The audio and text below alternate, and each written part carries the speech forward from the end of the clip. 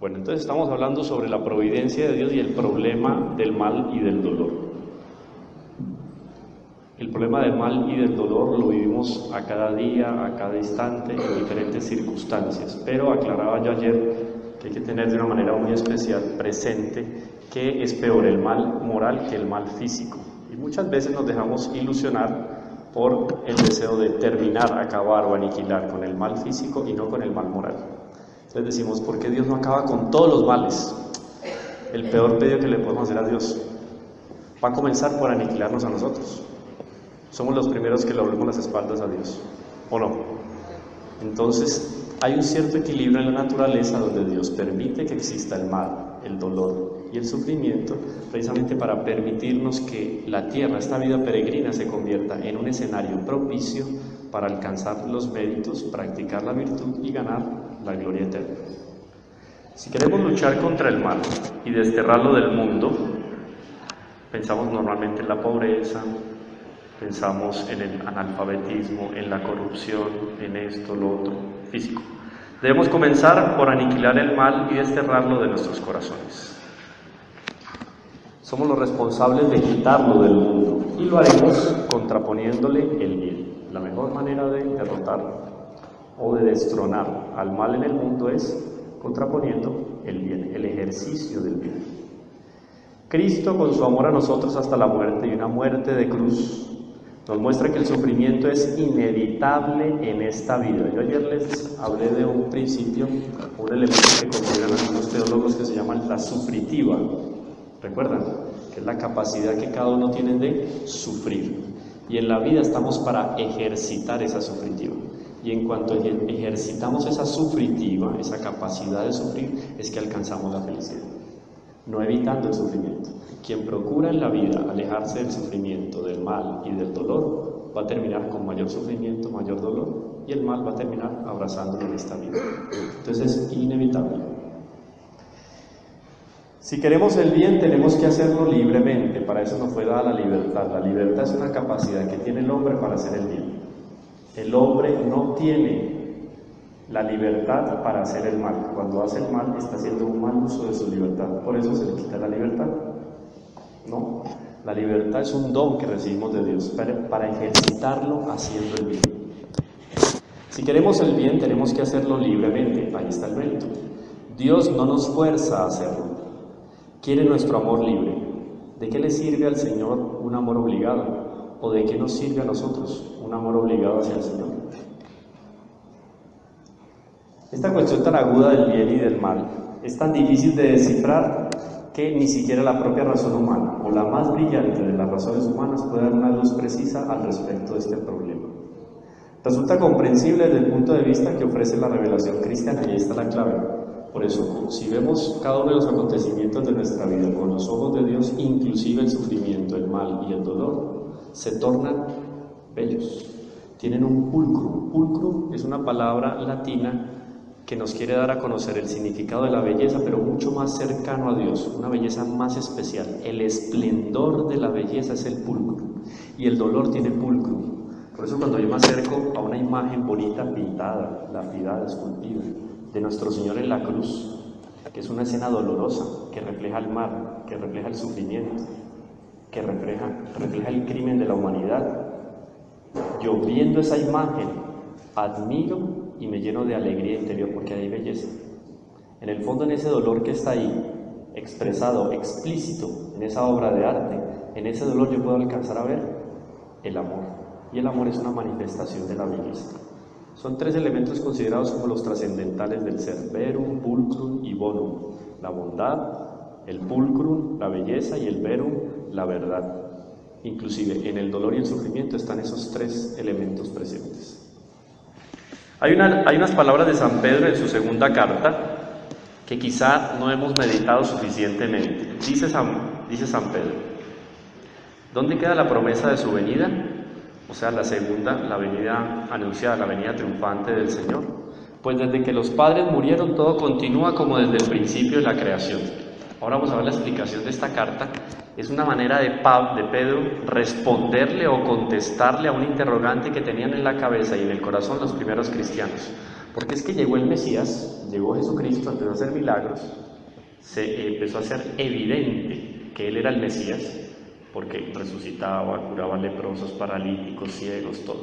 Pero murió Jesús en la cruz, resucitó, subió a los cielos, continuó la pobreza. Continuaron los romanos sometiendo al pueblo de Israel, continuaron los asesinatos. Ahora, peor aún, los que siguieron a ese hombre, que en principio era el Mesías, empezaron a ser perseguidos tanto más cruelmente que el mismo Mesías. Entonces ese era el Mesías, porque el Mesías no iba a traer estabilidad, no iba a acabar con el dolor, el mal y el sufrimiento. Entonces el Mesías no nos servía. Entonces le reclaman a los primeros cristianos, a los apóstoles y discípulos. San Pedro recoge entonces así la protesta de quienes se sienten defraudados por las promesas y la propia presencia del Mesías sobre el reino de Dios que había triunfado, entre comillas, para ellos. Porque una de las grandes desilusiones para el pueblo de Israel es que Jesús llegue y dice: mi reino no es de este mundo. Ay, pero ¿cómo así? Nosotros que buscábamos aquí estabilidad económica, y estos romanos que no han sino cobrarnos impuestos, ponernos a trabajar, toda esta miseria en la que vive el pueblo, porque imagínense las condiciones de salubridad, etcétera, vivienda. Cuando nosotros escuchamos el Evangelio, es bueno que ejercitemos la loca de la casa, como decía San Ignacio Loyola, la imaginación, y pensemos un poco cómo eran las circunstancias de la época, cómo se vivía. Era un salón grande donde ahí se hacía todo, desde recibir a los vecinos hasta dormir, hasta etcétera. Todo era en un mismo salón, eran unas condiciones de salubridad. Murió Jesús y las cosas no cambiaron. O sea, no era el líder o el revolucionario que de pronto en el subconsciente esperaba el pueblo de Israel. Y a veces cuando nosotros consideramos el mal, el dolor y el sufrimiento, pensamos que Jesús ese es el líder revolucionario que nos va a librar ¿de qué?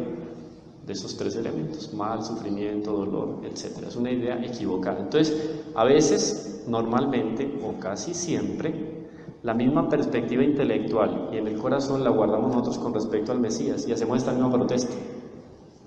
La protesta de quienes se sienten defraudados por las promesas cristianas sobre el reino de Dios que habría de haber triunfado ya sobre toda especie de injusticia, de sufrimiento, de conflictos sangrantes.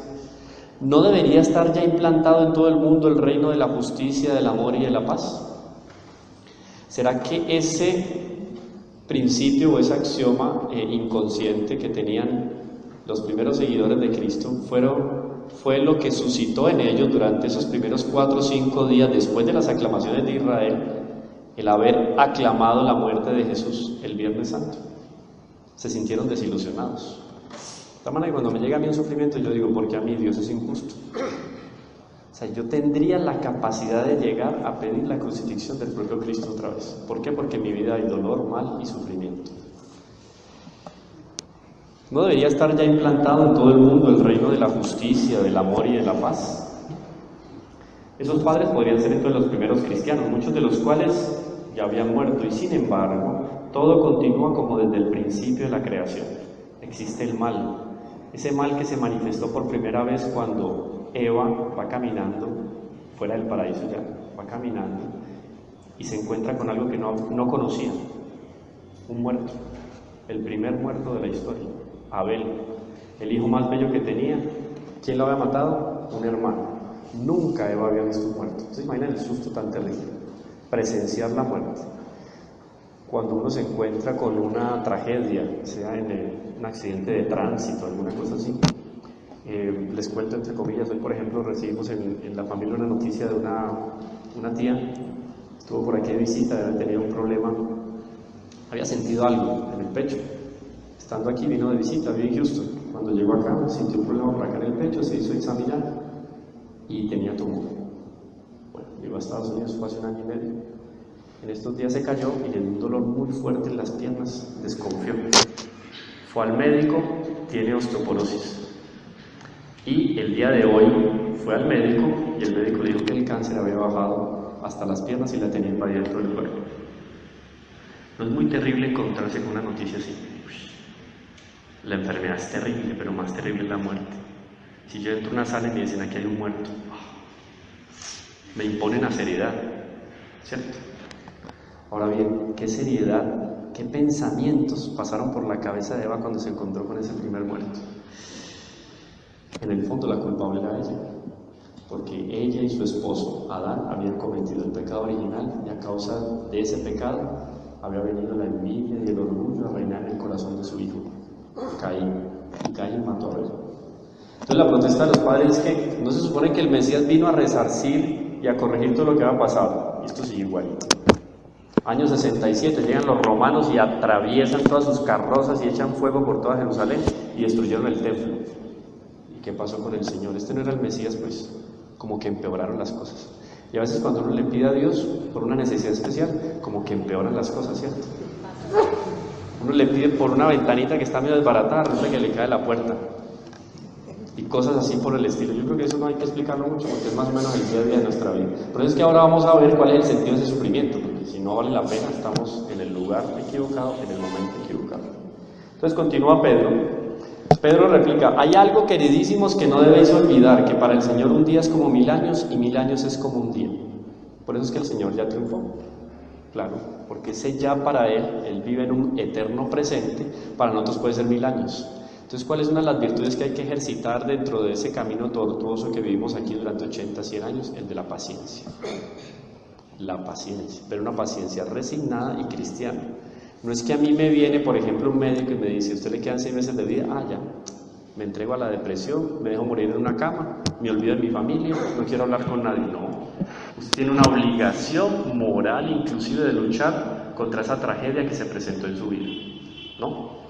Y vamos a hablar ahora también con las penitencias y todo, porque hay gente que se vive gozando en medio de penitencias exteriores, ayunos radicales, peor que cualquier dieta de nutricionista moderno, unas dietas terribles y unos ayunos extravagantes, pero no por amor de Dios, entonces eso no sirve. Entonces dice Pedro: 1000 años nos puede parecer mucho tiempo desde el punto de vista de los que estamos inmersos en el tiempo, nosotros vivimos en el tiempo. Pero la mirada de Dios y sus designios son eternos y la eternidad tiene un presente, pasado, presente y futuro. Si Jesús nos dice que el reino de Dios está cerca, miren cómo cambia la noción de cerca. Para Dios cerca, para Él es presente. Que ya está en medio de nosotros, porque digo Él, ya está en medio de nosotros, porque Él mismo era el reino también. Nos habla desde el punto de vista de la eternidad y de los designios divinos sobre toda la historia de la humanidad.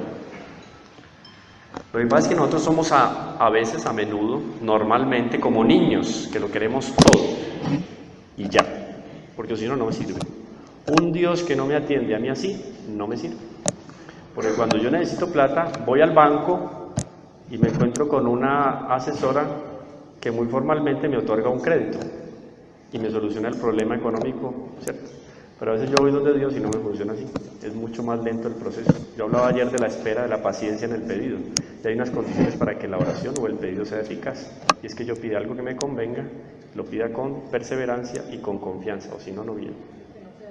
Porque a veces yo pido aquello que no me conviene, entonces, ¿qué padre o qué madre le va a dar piedras a su hijo para que coma cuando le pide comida? Entonces Dios no va a hacer eso con nosotros. Dice Pedro en su carta, capítulo 3, versículo 8: no tarda el Señor en cumplir sus promesas. Ese no tarda es ¿cuánto? Puede ser 1000 años, van 2000 ya, ¿no? Pero no tarda. No tarda el Señor en cumplir sus promesas como algunos piensan, más bien usa de paciencia con vosotros. Ahora, el tiempo no es cuestión de beneficio para Él, sino de beneficio ¿para quién? Para nosotros. Porque así como la muerte llega como un ladrón, ¿qué tal que nos llegue ahora? Uy, me cogió descuidado, sin las maletas listas. Cada uno de nosotros sabe cuáles son las maletas que tenemos que alistar para la muerte.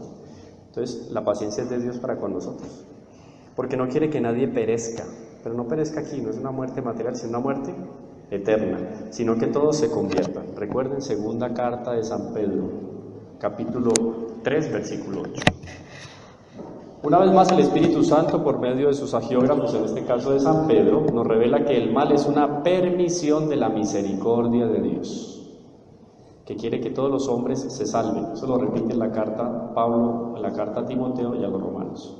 Y usa con ellos de una paciencia infinita, o sea, inagotable. Una idea muy, pero muy lejana y muy vaga de esa misericordia de Dios es la que recibimos de atrás, en esa sillita, en ese tribunal que llamamos confesional. Es el único tribunal del cual el reo siempre sale inocente. Paciencia infinita. Imagínate que yo llegara allá, o que yo naciera, y Dios me carnetiza, ¿no? Entonces me bautizan y el Padre me da un carnet. Usted tiene derecho a 25 confesiones. A los 12 años yo voy en la 24. ¿Y ahora qué hago? ¿Cómo pido una reestructuración de ese crédito de penitencia? No hay que pedir una reestructuración ni refinanciación. Eso se da automáticamente. Es una misericordia infinita. Desde un punto de vista objetivo, la injusticia, cuando me refiero a la injusticia aquí, es al mal, al dolor, al sufrimiento, que lo podemos ver como una injusticia. Desde un punto de vista objetivo, esa injusticia que a veces vemos en la vida hace mayor mal al injusto que al justo que sufre la injusticia. En el justo, el sufrimiento, el dolor, el mal, la muerte, es un vínculo de unión con la cruz de Cristo. Por eso el sufrimiento en la vida es una señal de predestinación. Para el injusto, las consecuencias del mal que se derivan de su injusticia han de ser una herramienta que le ayude a la conversión y alcance, al fin, para él, la salvación eterna. Entonces, ¿sí ven cómo el mal, el dolor y el sufrimiento termina siendo un estímulo para que cada uno de nosotros alcancemos la auténtica felicidad? ¿Para qué fuimos creados? Para ser felices. Entonces, el mal, el dolor y el sufrimiento son simplemente algunos elementos que aparecen en nuestra vida que permiten que ejercitemos nuestros méritos, ejercitemos nuestro espíritu por medio de la práctica de la virtud y alcancemos la verdadera felicidad. La verdadera felicidad solamente nace del dolor. El justo, es decir, el santo, en términos bíblicos, no pierde la paz ni la felicidad profunda. Solo leer la vida de Job. Lo único que Dios le dejó fue la esposa. No, o sea, para que le cayera encima y le denunciara los males que tenía al lado. Se le quemó las propiedades, le mataron a los hijos, le robaron el ganado, se llenó de llagas. Y la esposa, esto es culpa tuya, tú. Job nunca renegó de Dios. El justo, es decir, el santo, en términos bíblicos, no pierde la paz ni la felicidad profunda al sufrir la injusticia. Es más, la ofrece por el causante de la injusticia. Uy, eso es muy tenaz. Eso no se alcanza si no es por una gracia de Dios, la oración. Eloí, Eloí, lama sabactani, en lo alto de la cruz nuestro Señor dice, Señor, Señor, ¿por qué me abandonaste?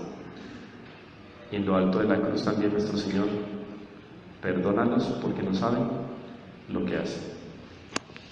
En todo caso, la permisión del mal redunda en el bien de los que aman a Dios y constituye una llamada a la conversión, cambiar de vida de los que no le aman. Ese es uno de los aspectos más bellos que podemos contemplar en esta Semana Santa, que tiene que ver con el escándalo de la cruz. ¿Se acuerdan? Locura para los paganos. Es una locura el escándalo del dolor. Pero para aquel que tiene una noción cristiana, creyente de lo que es el sufrimiento y el dolor, esa cruz, ese sufrimiento y ese mal, toma un prisma y una fisonomía diferente. Ahora bien, algunos elementos más puntuales al respecto de la presencia o de la realidad del dolor en la vida. ¿Cuál es la finalidad moral del dolor? Las finalidades físicas del dolor no bastan. Las cosas bellas y nobles, el arte, la ciencia, la gloria, son ideales de muy pocos espíritus selectos. La mayor parte de los hombres no se confortan en su dolor con esa clase de ideales. Hay que buscarle finalidades más altas, por encima del orden físico, en el orden moral de la virtud. Entonces, cuando nosotros logramos sobreponernos a una tragedia que se presenta en la vida, ejercitamos de tal manera nuestro espíritu que realizamos un acto heroico. ¿Heroico de qué? De confianza en Dios. Y estos actos heroicos sobrenaturales que tienen que ver con la moral son los que normalmente traen tranquilidad, paz y sosiego en el espíritu.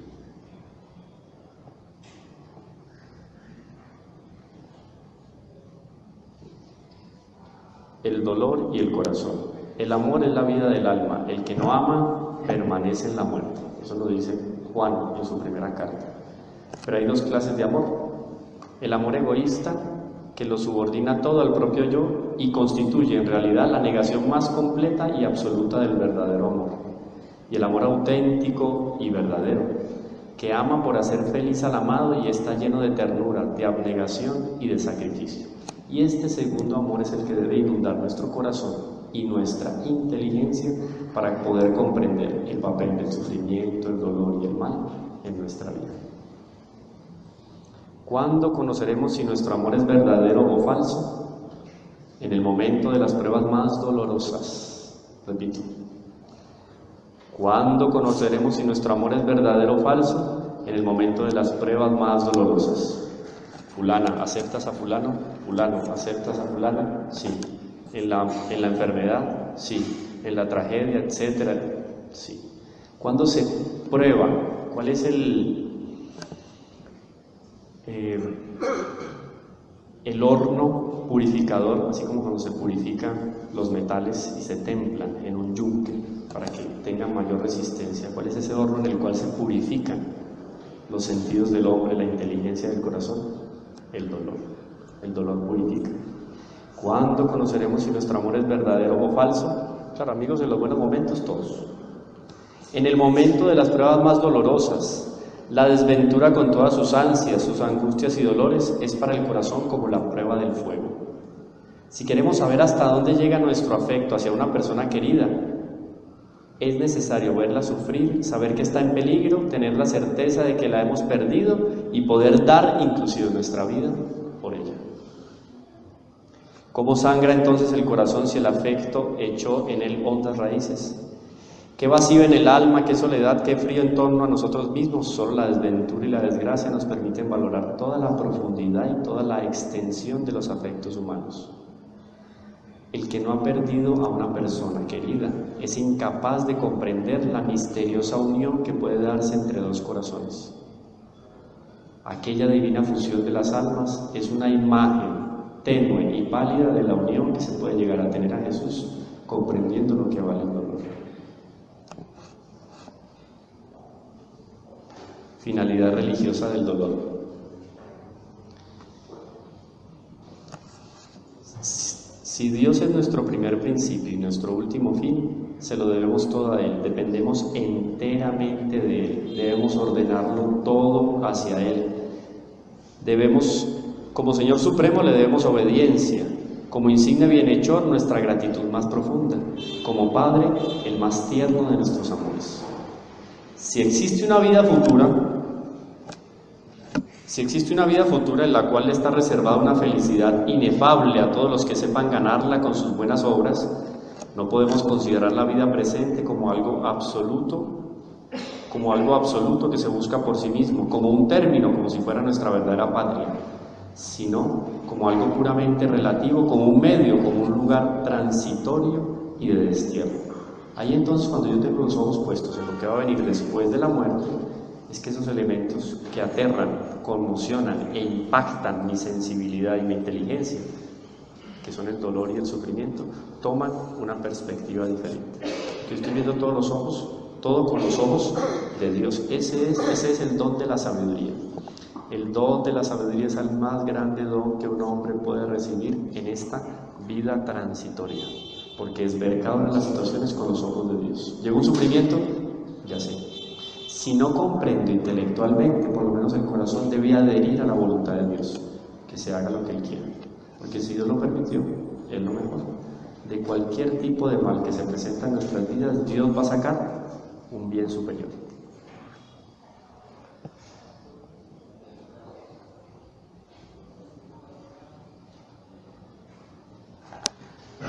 Modo de aliviar el dolor.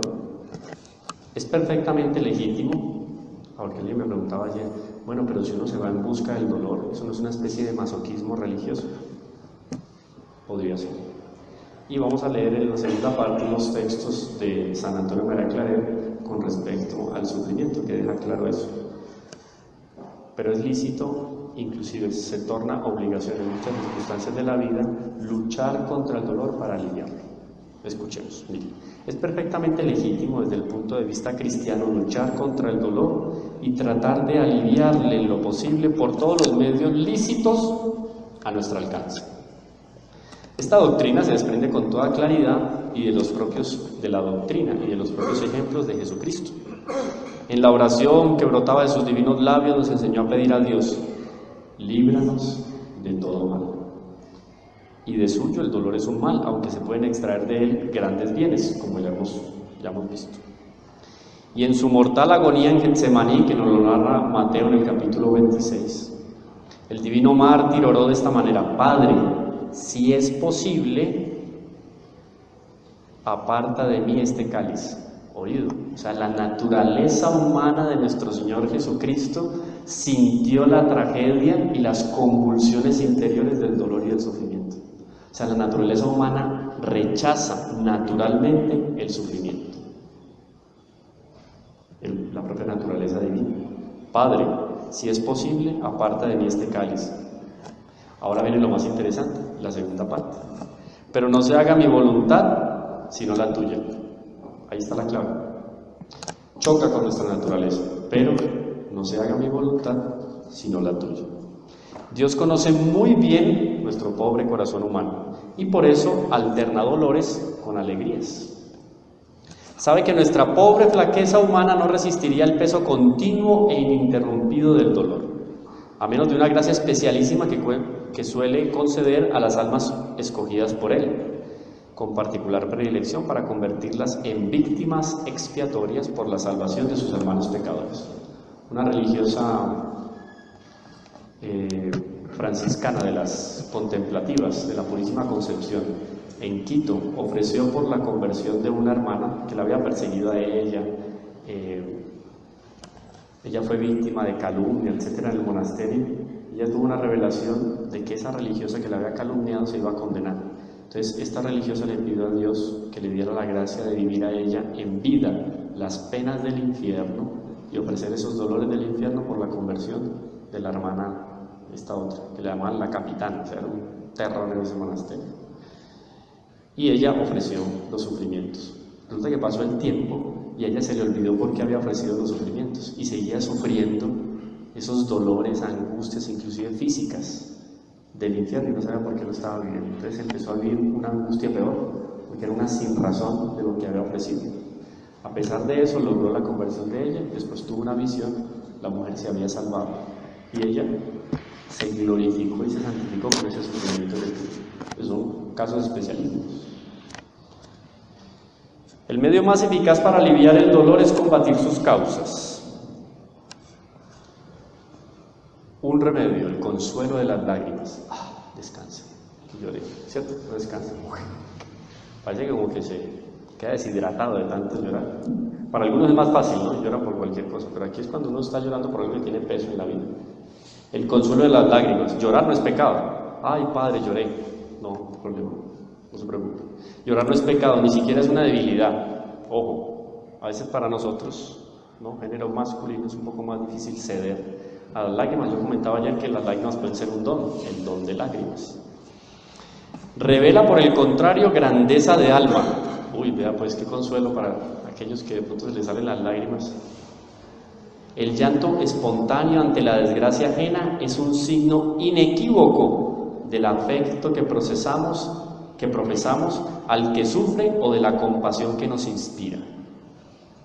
El mismo Cristo quiso santificar las lágrimas cuando lloró sobre el sepulcro de su amigo Lázaro. Juan capítulo 11, versículo 35. Entonces imaginan la escena. Eran amiguísimos, pero amiguísimos. Lázaro, nuestro Señor y Lázaro, amiguísimos. Sin embargo, nuestro Señor quiso probar a Marta y a María demorándose un poquito. Él estaba lejos de la casa de Lázaro. Lázaro era algo así como uno de los personajes del jet set de la época. Tipo rico, famoso. Magdalena, María Magdalena era porque Magdalena era dueña, había heredado de sus padres el famoso castillo de Magdala, que en la época era un punto de referencia pues a nivel geográfico inclusive. ¿Y a quién pertenece el famoso castillo de Magdala? ¿Y de quién es? De María Magdalena. O sea, gente pues... Ahora recibió la noticia que estaba enfermo. Y María, claro, con una segunda intención, mandó a llamar al Señor, porque entonces llegando el Señor, que había calmado tempestades, multiplicado panes, curado leprosos, ¿cómo no le iba a curar la enfermedad al amigo? Nuestro Señor dijo, no, yo voy de aquí a poco. Entonces cuando llegó, habían pasado 3 días de muerte. Ya olía a putrefacción, a podredumbre en el sepulcro.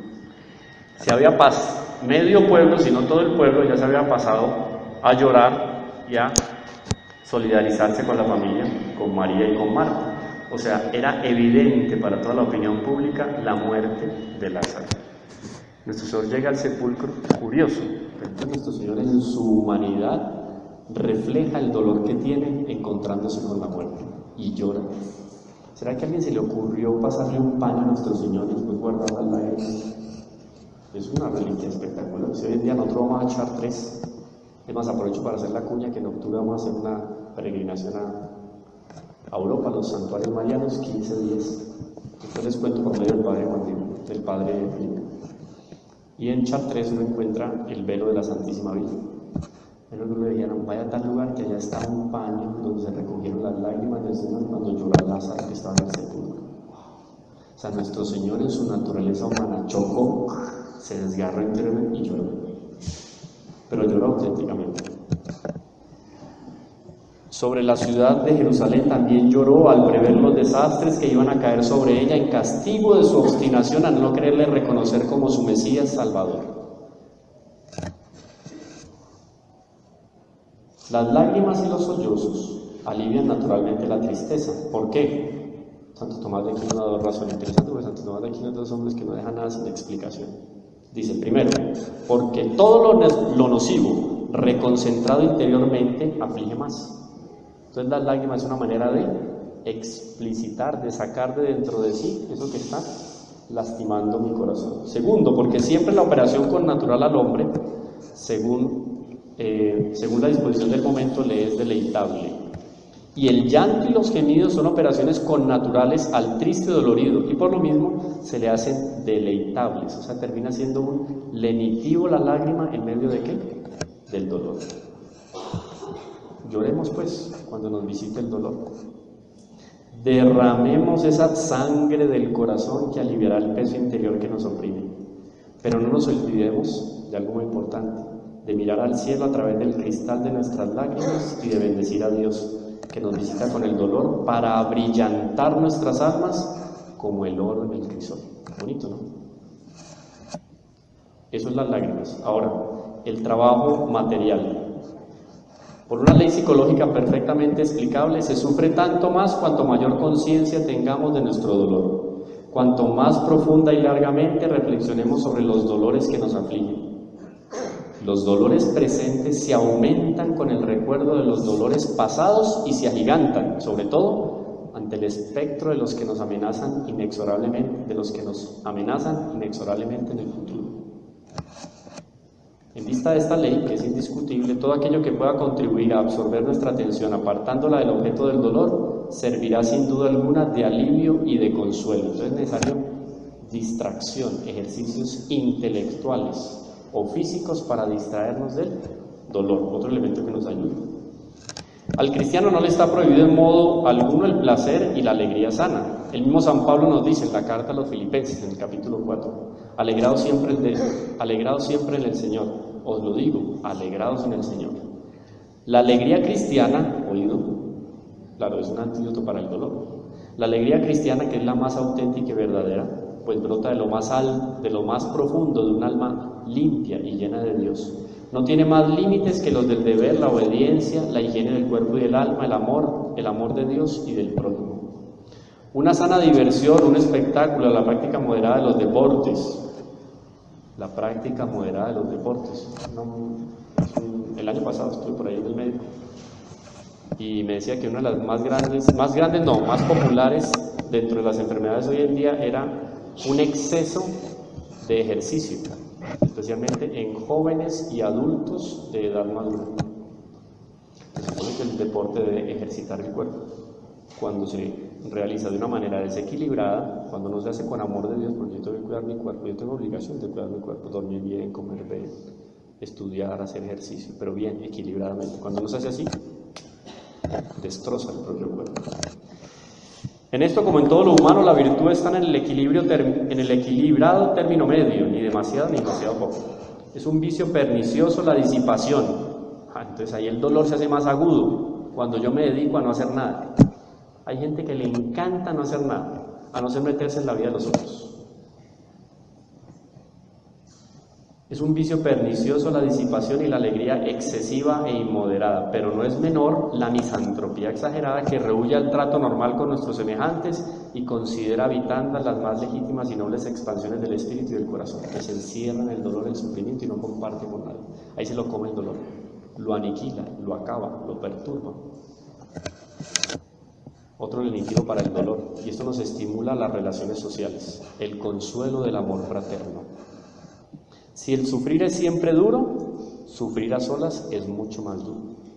Abandono, olvido, soledad, ingratitud, qué palabras tan tristes y amargas para el corazón humano. Santo Tomás expone con clarividencia de qué manera el dolor y la tristeza se mitigan por la comprensión de los amigos. Dice Santo Tomás: el que un amigo se conduela de nuestras tristezas es naturalmente consolador, y esto por dos razones. La primera, entonces yo asociarme, solidarizarme con el dolor de otro, o el otro solidarizarse con mi dolor. La primera, porque siendo propio de la tristeza y la apesadumbrar, viene a ser como una carga, de la cual procura ser aliviado el que la sufre. Y por lo mismo, cuando uno ve que otros se contristan de su tristeza, se forma cierta idea de que aquella carga la están llevando con él, y la carga se hace liviana. La segunda razón, y más convincente, es porque en el hecho mismo de que los amigos se contristen con él, conoce que es amado por ellos, lo cual le sirve de satisfacción, como es evidente. Y como toda satisfacción mitiga la tristeza, se sigue que el amigo que se conduele de nuestra tristeza alivia nuestro dolor y nos acompaña cargando con el sufrimiento.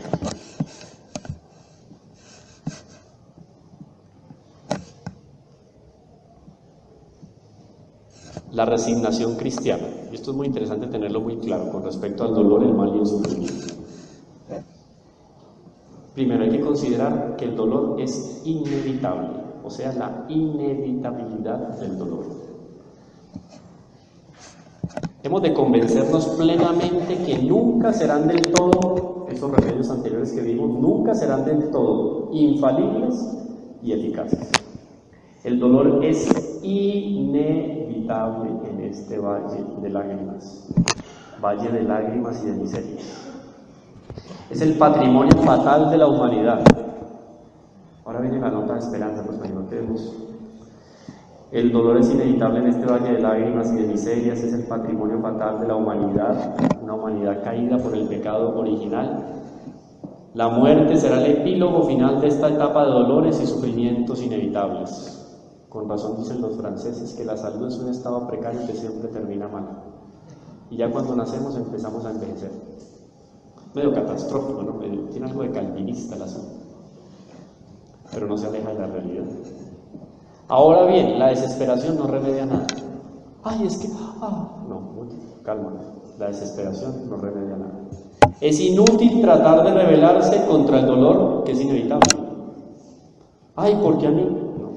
En vez de atenuarnos, no haríamos sino aumentar nuestro sufrimiento.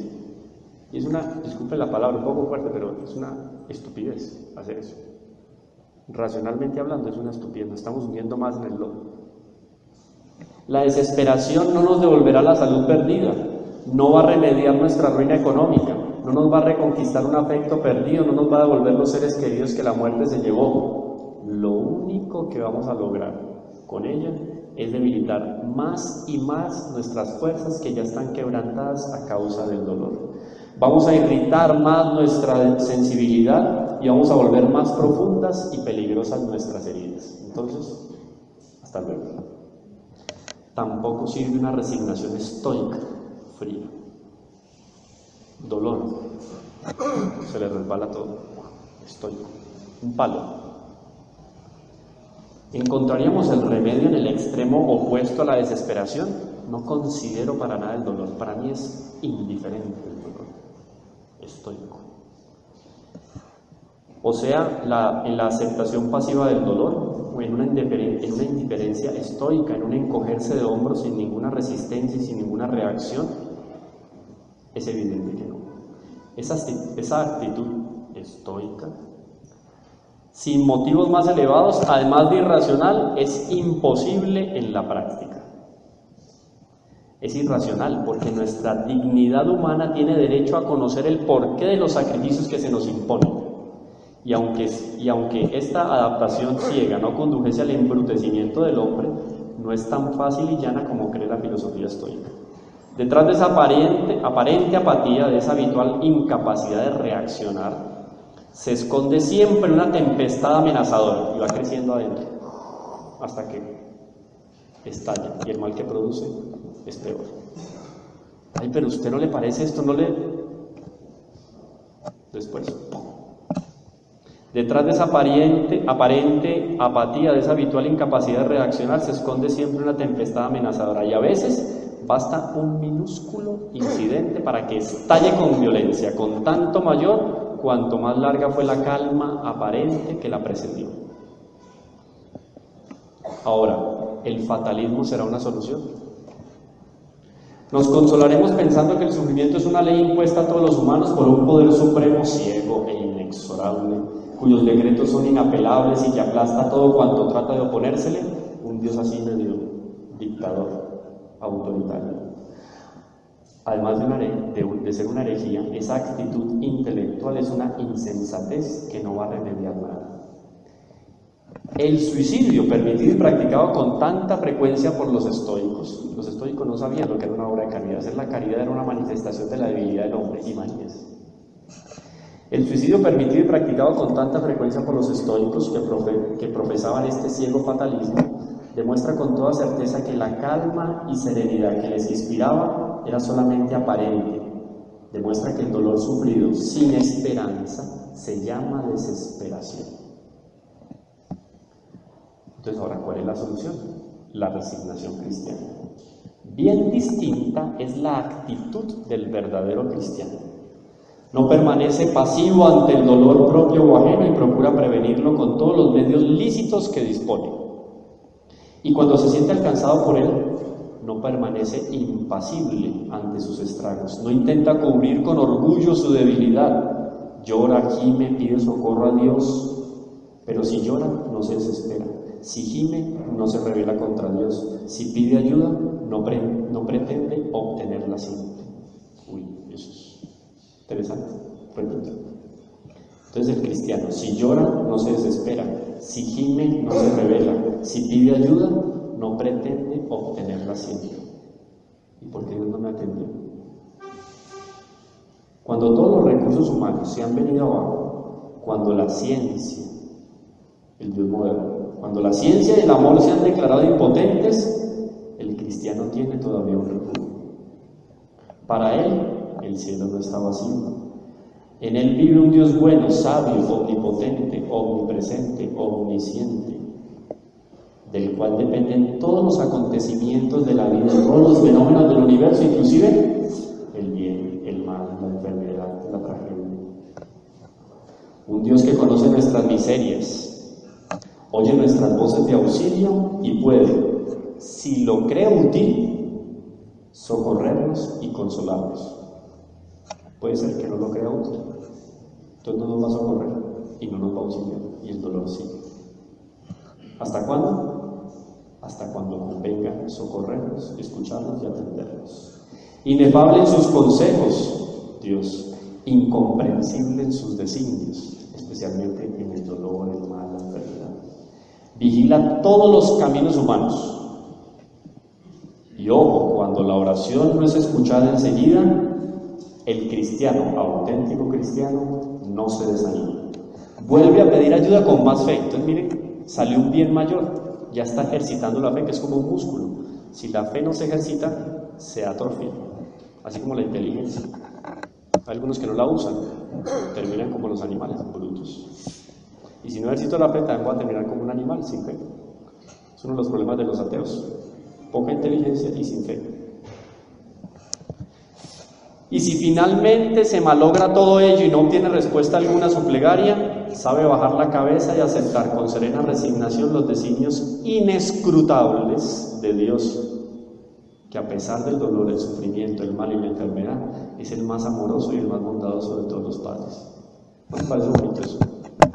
Pero en el momento del dolor y el sufrimiento no nos acordamos de esto, no ejercitamos estos elementos que están tan claros en la doctrina de la espiritualidad cristiana. Ahora, ¿cuáles son los motivos de la resignación cristiana? Todos ellos se pueden sintetizar en un solo principio, que Dios es nuestro Padre y nuestro Redentor. Ahí está, motivos de la resignación cristiana. Es nuestro Padre tierno y afectuoso, que, si tiene cuidado de todas sus criaturas, hasta de las hojas de los árboles y de las aves del cielo, la tiene de manera especialísima del hombre, que es su criatura predilecta, hecha a imagen y semejanza. Él es un Padre providente que nos suministra el pan de cada día y las demás cosas de que tenemos necesidad. Un Padre misericordioso que está siempre pronto a abrir sus brazos a los hijos arrepentidos. Es también nuestro Redentor. La fe nos enseña que Dios nos ha amado tanto que nos dio a su Hijo unigénito, y que ese Hijo único quiso tomar sobre sí todas nuestras miserias humanas y sufrir dolores atroces, hasta morir desnudo en una cruz para salvarnos a nosotros de los horrores de una muerte eterna.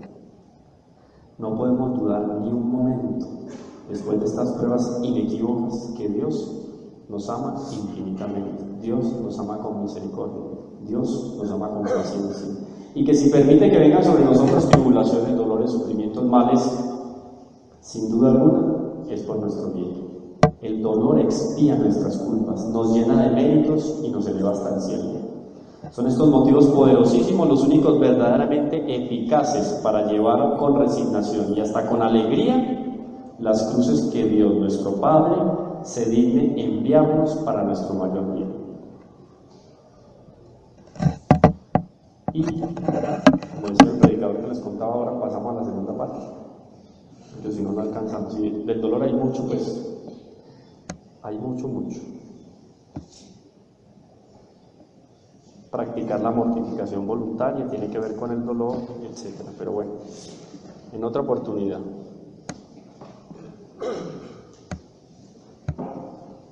Vamos a la segunda parte, que tiene que ver...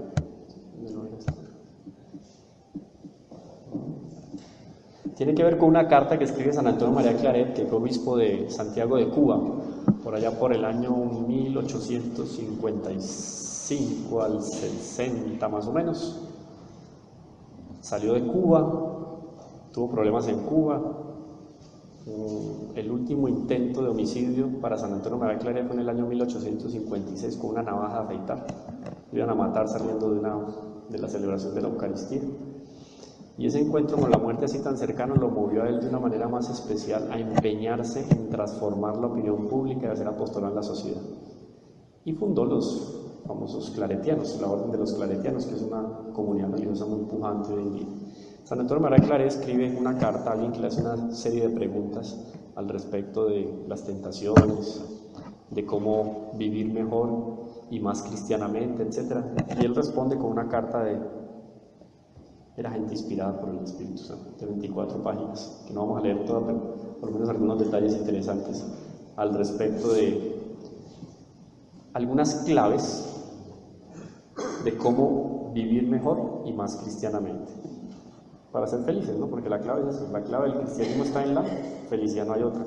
Ay, es que yo veo las obligaciones que me pide la iglesia, que me pide Dios como una carga y un fardo, no, son palabras claves, son frases claves para poder vivir bien, eso es.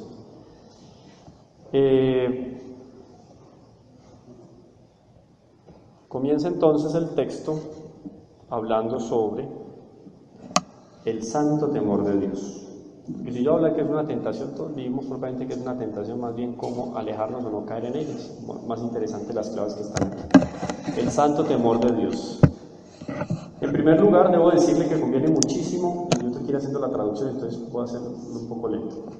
En primer lugar, debo decirle que conviene muchísimo que andemos con un santo temor de Dios, recordando que una gran parte de los ángeles cayó, que cayeron nuestros padres, Adán y Eva, que cayeron Sansón, David, Salomón, que cayeron San Pedro, Tertuliano, Orígenes y otros muchos. ¿Por qué? Por haber contado con sus propias fuerzas, y que también así podemos caer nosotros. Y sin duda, caeremos si nos apoyamos en nosotros mismos. Pero si conocemos nuestra inconstancia, nuestra fragilidad y miseria, y desconfiamos de nosotros mismos, apoyándonos en Dios y en Dios colocamos nuestra confianza, estaremos seguros de que no caeremos y todo lo podremos en Él y con Él. Por eso, usted siempre debe andar con temor de Dios. Él está escribiendo una carta, pero ¿cuál es el temor de Dios? No es un temor reverencial, es tener la conciencia. Recuerden que ya le hablábamos de la vergüenza, ¿no? Que nos quitan y que después nos ponen. Es tener la conciencia de que estamos en la presencia de Él. Por eso usted debe andar siempre con este santo temor, y le digo que nunca haga cosa alguna, por pequeña que sea ofensa a Dios. Una vez conocida la voluntad de Dios, deberá cumplirla con la mayor perfección posible, aún sin tener que esperar por el cielo. O sea, si no fuera porque hay una recompensa eterna, no, por amor a Dios lo voy a hacer. Ni dejar de cumplir aún que el infierno no existiera, y por temor a ese infierno, ya que a Dios llama de Padre, y entonces tiene usted la obligación de comportarse como hijo. Y si Dios es un buen padre, su deber es de ser un buen hijo. Evite darle cualquier disgusto, por pequeño que sea, y esmérese en agradarlo en todas las cosas, como nos enseñó el propio Cristo en su vida. Temor de Dios. Segundo, amor de Dios. Recuerden que el amor me torna semejante al amado. Que si yo amo a Dios auténticamente, me torno como Dios, me cristifico, me cristiformo. En segundo lugar, ame a Dios con todo su corazón, con toda su alma, con todas sus fuerzas y con todo su conocimiento. Ame a Dios con todo corazón cuando no se ama cosa que sea ofensa a Dios, ni se dice ni se hace cosa prohibida por Dios. Se ama a Dios con todo el corazón cuando Dios es amado con todo sentimiento, sin mezclar otro tipo de amores. O si se ama también otra cosa, es únicamente por Dios.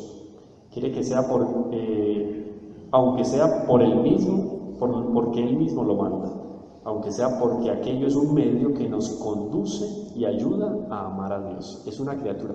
Por eso yo debo amar a las criaturas tanto cuanto me acercan a Dios, y repudiar las criaturas tanto cuanto me alejan de Dios, porque las criaturas se convierten en elementos que me llevan o me alejan de Dios.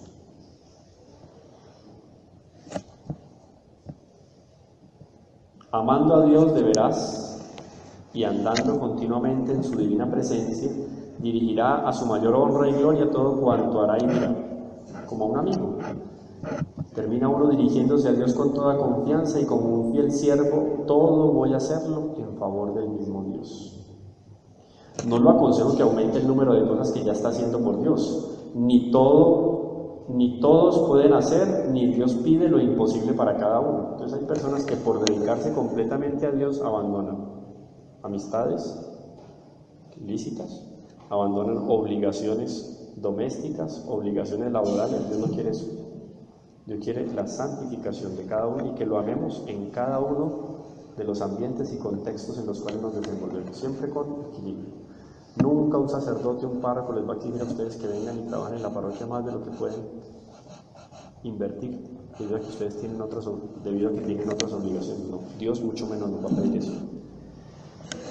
Dios quiere de usted que haga el bien que está haciendo con paz interior, con silencio, sin quejas ni lamentos del prójimo ni de las cosas, que todo lo haga con constancia y suavidad, creciendo cada día en la pureza de intención, en la rectitud de intención en su corazón.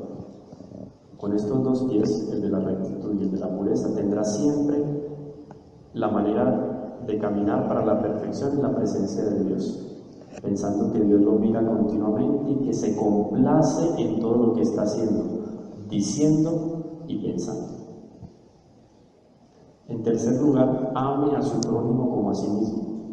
Ámelo no para su utilidad y provecho, ámelo en Dios y por Dios, para el bien de él mismo y para el bien suyo. Amar es querer bien. Querer es procurar todo bien posible. El amor y la caridad son pacientes. Así yo debo de sufrir con paciencia, inclusive las molestias y las impertinencias de mi prójimo. Amor. Corrección. Cuando usted necesite corregir a alguien, lleve consigo también la dulzura. Para esto, ella es muy eficaz. La dulzura es la gran sierva de la caridad y su compañera inseparable. La reprensión, por su propia naturaleza, es amarga, pero temperada con la dulzura y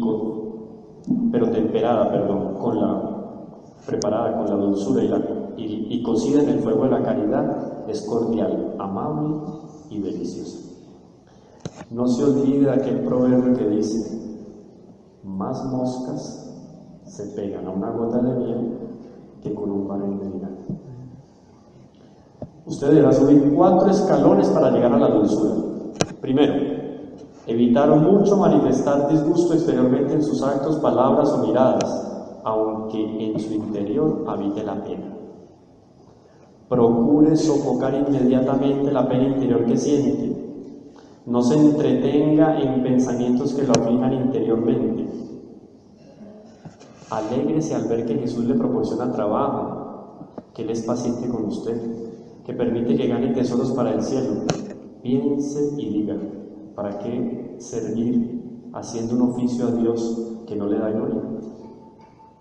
Así, ¿para qué servir y poseer una virtud como la paciencia, si no es para ofrecerla, ejercitar esa paciencia por el bien de los otros y por mi bien personal? Cada día usted debe desear tener ocasiones para excitar y ejercitar esta virtud y alegrarse cuando aparezca la oportunidad para colocarla en práctica.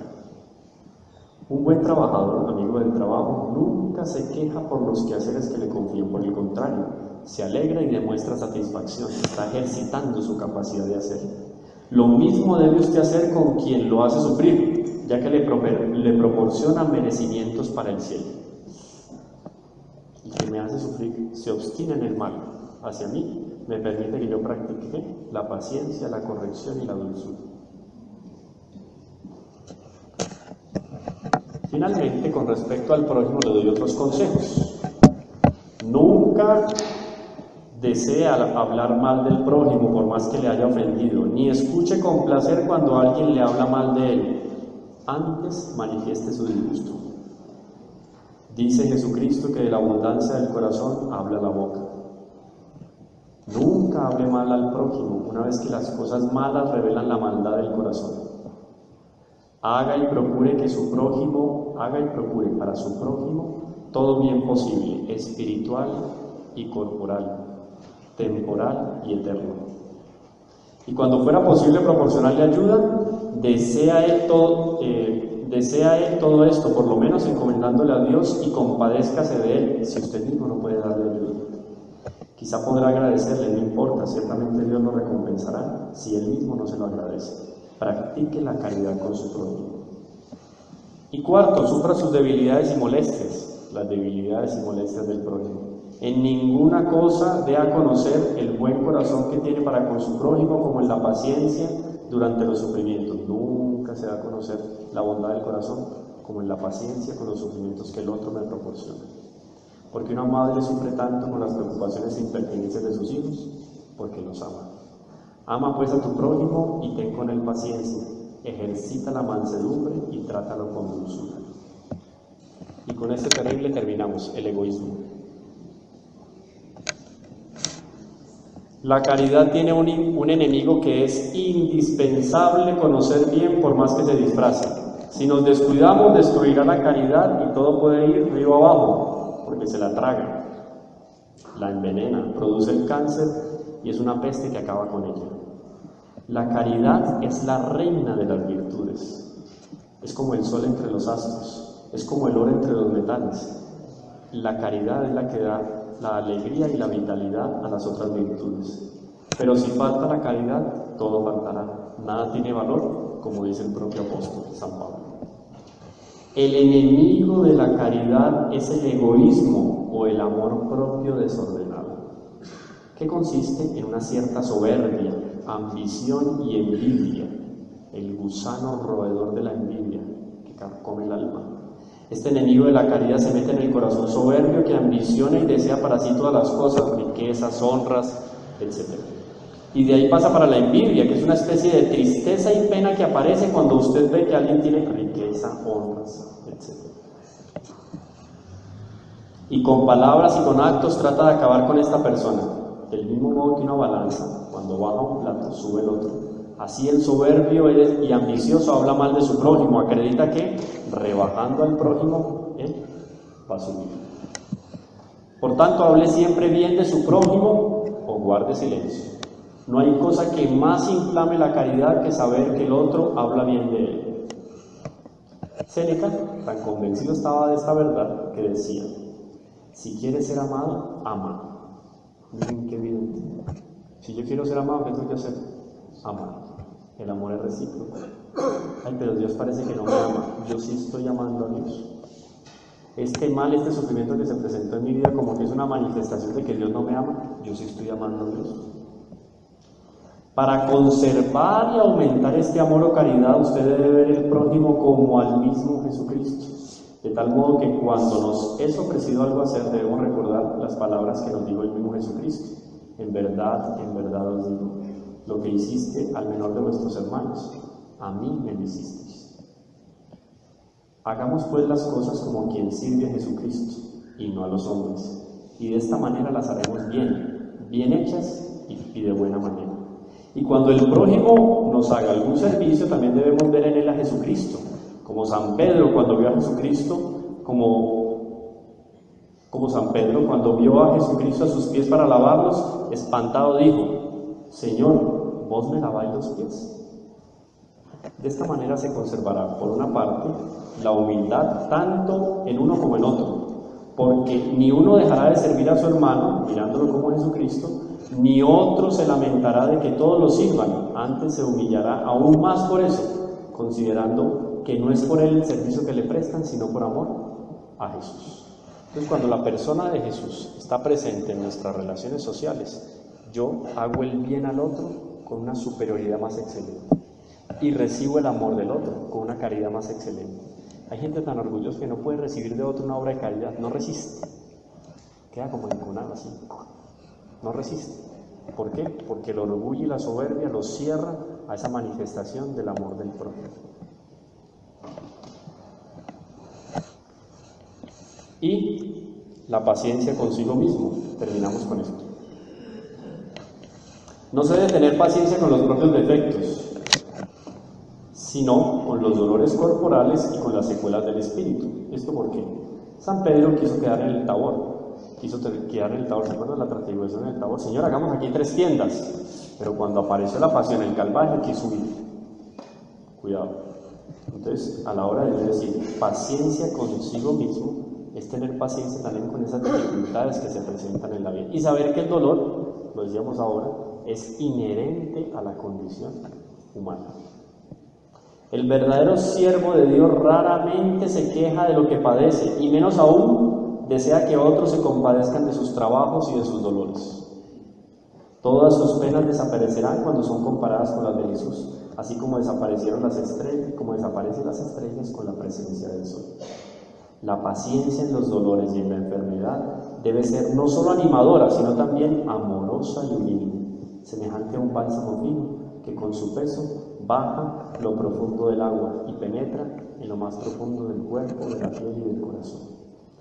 La humildad consiste principalmente en amar las humillaciones, desearlas y practicarlas, recibiendo con alegría las que nos vienen sin que las queramos, y recibidas así son las mejores, y nos procuran y nos ejercitan en la práctica de la virtud. San Francisco de Sales estimaba y mucho la humildad. Quería que no se hiciese cosa alguna por motivo ridículo de vanidad y que no se omitiesen las obras buenas por temor de las alabanzas. Y las palabras humildes, cuando no tienen su origen en un interior desprecio de sí mismo, son las flores más finas del orgullo. En algún momento un predicador se refería a unas monjas de clausura, que en principio pues vivían muy santamente, y decía: son tan puras como ángeles y orgullosas como demonios. Cuidado, entonces hay que saber conciliar las dos cosas, la pureza de corazón y la humildad, no la soberbia, no hacer el bien al otro, al prójimo, ¿por qué? Por orgullo, ni cuidarme a mí mismo, ni resignarme con la tragedia o el dolor por orgullo. Miren cómo hay un equilibrio en todo, siempre la presencia de Dios. Y una recomendación final, que de alguna manera hemos tomado en consideración ayer y hoy, y la vamos a tomar mañana, es el silencio y el retiro para debilitar la fuerza y la potencia que tiene la tentación y el mal en nuestra vida. Recuerden, silencio y retiro, un recogimiento cortito a lo largo del día, en la noche, recogimiento y retiro. Abstraerse de las cacofonías del mundo y encontrarse consigo mismo y con Dios. Así seguramente vamos a ir caminando pasos adelante hacia una auténtica perfección cristiana. Buenas noches y nos vemos mañana.